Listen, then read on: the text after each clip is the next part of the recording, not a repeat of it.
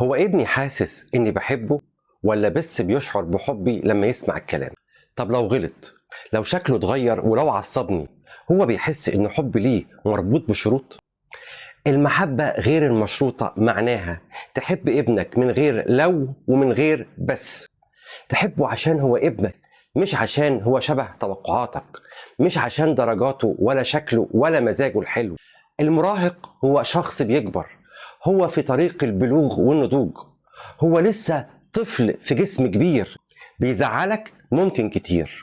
المحبة غير المشروطة لابنك مش معناها انك توافق على تصرفاته، هي معناها انا بحبك حتى لو مش عاجبني سلوكك دلوقتي.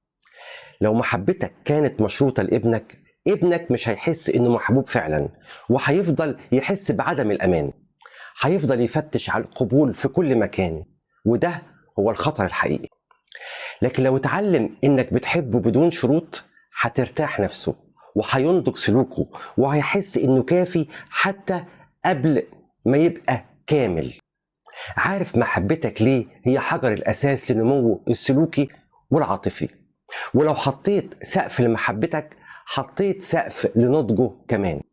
جرب توصل له الرسالة دي بكلمات بسيطة: أنا بحبك حتى لما أكون زعلان منك. ابنك محتاج يسمع الجملة دي. شارك الريل ده مع كل أب وأم بيحبوا ولادهم بس لسه بيتعلموا يحبوا محبة غير مشروطة.